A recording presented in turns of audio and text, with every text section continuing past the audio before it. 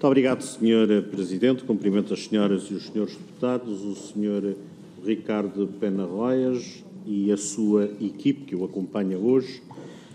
E começava por uma primeira questão que foi o que referiu na sua intervenção inicial, que em 2017 a TAP tinha mais trabalhadores, mais aviões, teve mais lucro e, portanto, sob a gestão do Sr. Neeleman, nesta altura, qual era a sua sensação do desempenho empresarial da TAP neste quadro que descreve? Estamos em crescimento. A minha dúvida é se estávamos em crescimento ou estávamos a insuflar. Mas a verdade é que a ideia que passava era de crescimento. E esses números de 2017 não são mais mediatizados porque tínhamos uma VEN que acaba por estragar todo o balanço da empresa. Mas a verdade é que a nível comercial, a aviação comercial, e aí temos de referir em que é um impacto importante os acordos de empresa e aquela narrativa que eles são os culpados de tudo isto, cai por terra quando em 2017, com mais trabalhadores, mais aviões, uma operação mais consistente, éramos produtivos, éramos flexíveis, éramos bons e dávamos dinheiro à companhia. Para perguntar? Eu recordo que o Sr. CFO chegou a dizer que os trabalhadores da TAP tinham que trabalhar mais. Qual é o seu comentário a essa afirmação? Eu já tive a ocasião de falar com o próprio CFO e acho que foi uma intervenção infeliz da parte dele, uma narrativa totalmente despropositada, mas eu percebo que é a narrativa ideológica que tem que apresentar, até porque o sindicato, não de hoje, mas sempre demonstrou que é contra esta argumentação de negociar os acordos de empresa. Não vê qualquer tipo de utilidade da negociação dos acordos de empresa, apenas se der jeito para um futuro comprador. É apenas isso só. Porque, como eu disse anteriormente, em 2017, com os atuais acordos de empresa, com todos os condicionalismos, nós fazíamos dinheiro com os tripulantes de cabine, com os pilotos, com o pessoal da manutenção. Portanto, esta narrativa de afirmar que os tripulantes de cabine especificamente não são produtivos é não ter conhecimento, acima de tudo, da realidade da aviação. É não entender que a realidade operacional de um tripulante da Lufthansa que está no meio da Europa a fazer voos médio curso na Europa, que tem uma duração de 1h30, é completamente errado eu estar a afirmar tal situação, porque um tripulante da TAP, setor de voos Madrid e Porto e Faro, todos os voos são acima de 1h30 na Europa, porque somos um bocadinho periféricos, portanto é natural que nós, muito mais produtivos, voamos muito mais com um tripulante da Lufthansa, por exemplo, que está no meio do centro da Europa e que está a qualquer capital europeia a 1 hora de distância. Portanto, é completamente despropositada essa afirmação. Poderá falar em relação ao longo curso, tem especificidades próprias, os destinos, mas mesmo assim continuamos a ser tão produtivos, aliás, mais produtivos que os nossos congêneres de outras companhias. Aliás, isto é uma narrativa na altura que advém nas vésperas da greve que ocorreu dia 8 e dia 9 de dezembro, em que na troca de galhardetes houve essa afirmação e nós facilmente conseguimos comprovar por A mais B que o CFO estava errado, inclusive também surgiu notícia que nós ganhávamos mais, com alguma ironia, ganhávamos mais que os tripulantes da British, algo que nós conseguimos mais uma vez comprovar quando 70% dos tripulantes da TAP ganham abaixo dos 1.000 euros. Eu não sei com quem vive com 1.000 euros em Londres, mas não vai ser fácil, seguramente.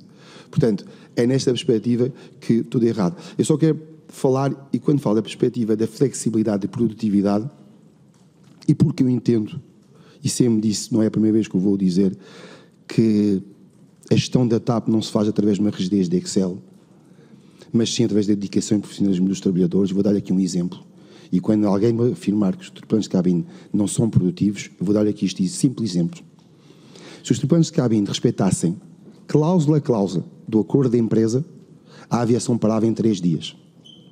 E nunca parou a aviação em 3 dias, apenas quando existiu greves ou outras manifestações. Porque ao longo, desde 2006 para esta parte, o tripulante de cabine sempre deu mais do que aquilo que estava no acordo da empresa.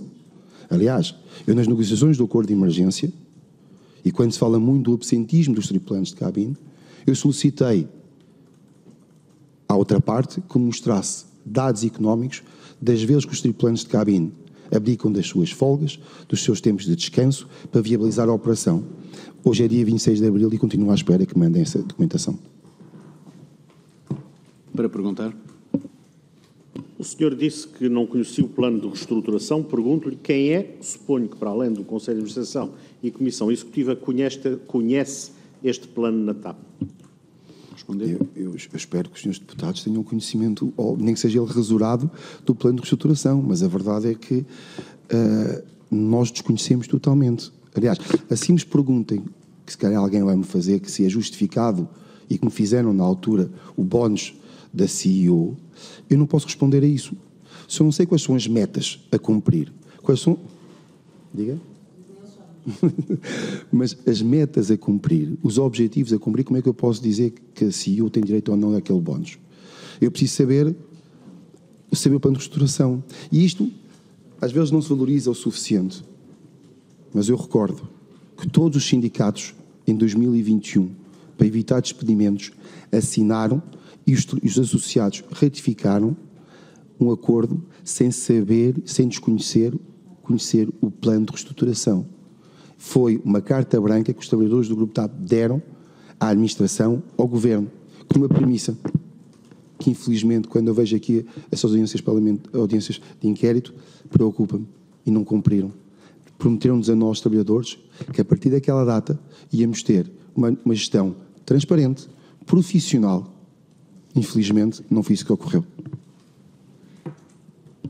Para perguntar. Deixe-me lhe dar uma boa notícia. Em relação às metas, não se preocupe, porque nós já tivemos a oportunidade de ver aqui um mail do Sr. Ministro Pedro Nuno Santos, em que disse que, independentemente das metas, todos os KPIs tinham sido cumpridos pela Sra. CEO. Faço-lhe uma outra pergunta ainda sobre este âmbito. Como interpreta o facto destes valores de resultados, 65 milhões de euros ou desta ordem de grandeza, serem com corte de 20% nos vencimentos e, porventura, com uma carga de disponibilidade de recursos humanos inferior às necessidades? Isto é, qual seria ou qual é a expectativa do resultado sem estes cortes na operação, porque não se poderão, em princípio, prolongar eternamente? Deixe-me só corrigir. Os resultados não advêm de um corte de 20%, advêm de um corte de 25%. Portanto, o peso ainda foi maior e o impacto dos trabalhadores do Grupo TAP nestes resultados é incalculável. E a empresa teria que ter, e o Governo teriam que ter essa capacidade e humildade de reconhecer que perante a realidade da operação, perante a inflação que se vive hoje em dia, que esses cortes não se justificam. Não é uma retórica dos sindicatos, é a pura realidade. Não se justificam. E, como eu disse na altura, são resultados, ficamos satisfeitos quando uma empresa dá resultados. A verdade é que sabemos que ela é sustentada pelo esforço diário, a rigidez financeira que foi feita e que, infelizmente, que é aquilo que nos transforma um bocadinho enganados, que essa rigidez financeira que a empresa impôs aos trabalhadores, depois, noutras situações, houve uma promiscuidade grande que, infelizmente, nós não conseguimos entender e não conseguimos mais aceitar. Para perguntar. Pelo vosso conhecimento da operação e das pessoas, de todos os que foram dispensados neste processo, quantos acha que será inevitável voltar a ter que readmitir, recrutar, como queira chamar? Responder? Por minha vontade, voltavam todos, como pode imaginar, não é? Porque o despedimento todo ele na sua natureza é ilícito. Aliás, foi comprovado em tribunal que o próprio algoritmo foi mal feito. Toda a política do algoritmo é mal feita. E quando a política, logo desde o início, é mal feita, devia ter logo acabado logo com o processo em si.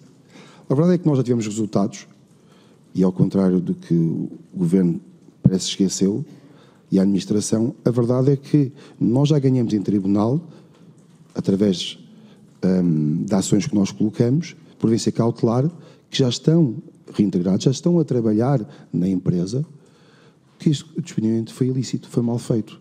Portanto, parece-me a mim que é uma questão de tempo. Infelizmente, estes trabalhadores que estão fora não têm esse tempo e gostavam de ser reintegrados, e sobretudo quando ouvem todos os dias nas notícias que houve indenizações astronómicas e sobretudo quando a operação é tão necessitária de trabalhadores em qualquer área da TAP. Para perguntar.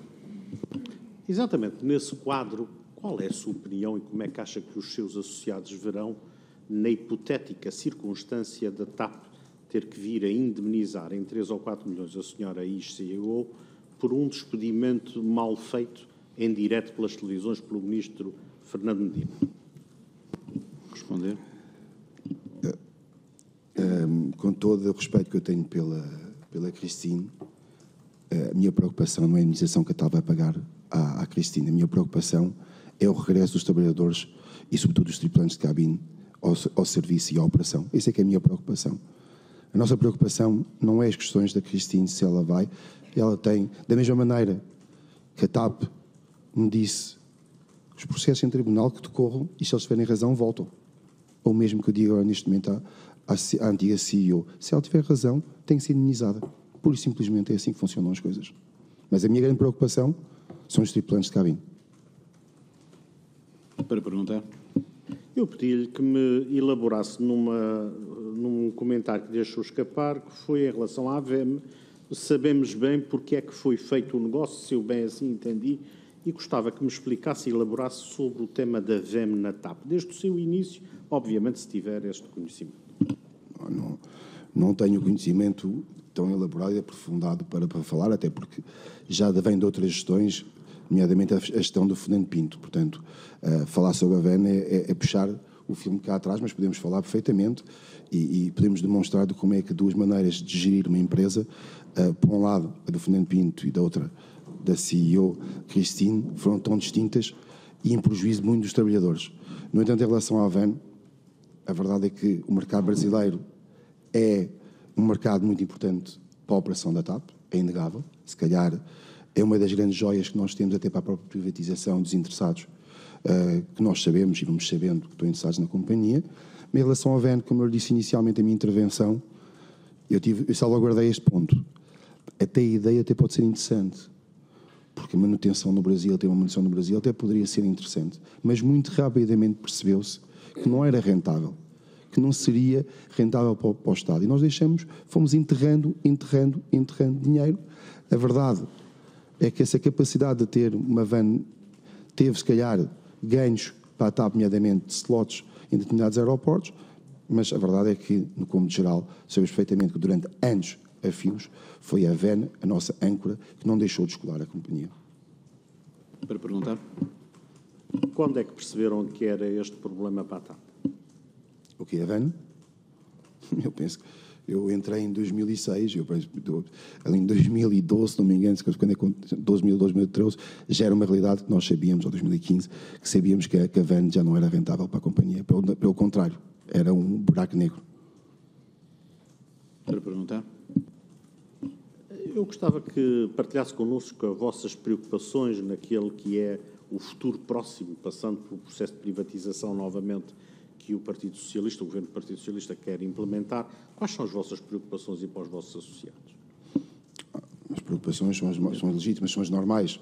É a manutenção dos nossos postos de trabalho, é a manutenção do hub de Lisboa, o hub de Porto, o hub de Faro. Às vezes nós esquecemos, até pela grandeza da TAP, que ela não é apenas Lisboa, o aeroporto de Lisboa, também é importante no Porto, é importante em Faro, e às vezes nós esquecemos, e das ilhas também, mas em particular, nestes três a nível continental. Isso para nós é importante, porque a manutenção destes hubs é a manutenção também, consequentemente, não só da preservação e da essência da empresa, como também dos nossos postos de trabalho. Serão, digamos, as nossas duas grandes preocupações.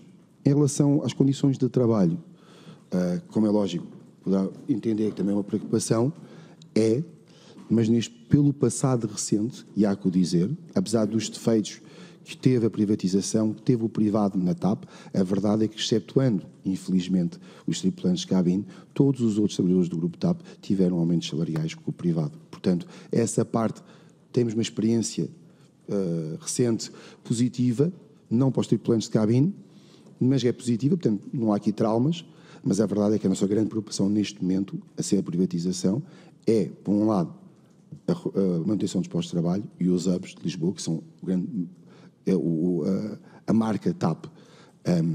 Do resto, acreditamos que, acima de tudo, e outra, esperamos que nós, dessa privatização, não se faça como as anteriores, que é a ausência de informação aos sindicatos e aos trabalhadores, para evitar erros que ocorreram no passado. Para perguntar.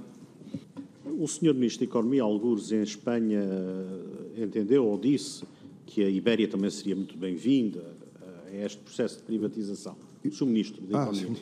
E como é que vê o risco de uma operação destas? Em relação à privatização, à compra num grupo, a preocupação principal, como eu disse, e daí a minha anterior intervenção, o hub de Lisboa e o hub do Porto. A verdade é que o hub, se nós formos comprados pela Ibéria, é natural, não vamos dourar a pílula e o cenário, o hub de Madrid passa a ser a centralização da nossa operação. É certo que através do avião do long range não se consegue fazer determinadas rotas que hoje em dia nós fazemos através do 320 do long range, que é uma joia da coroa que nós temos e que também transforma, pela posição geoestratégica de Portugal, importante esse avião. E que em Madrid nós não conseguimos fazer essas mesmas rotas e essa rentabilidade que neste momento conseguimos. Mas a verdade é que quando mais perto tivermos um futuro comprador do hub de Lisboa e do Porto, a verdade é que mais perigoso fica para o hub de Lisboa e do Porto. Não tenho preferência, como podem imaginar, não é o meu papel, mas neste caso eu preferia, se calhar, o hub em Munique ou em Frankfurt, do futuro comprador, mantendo com as nossas especificidades.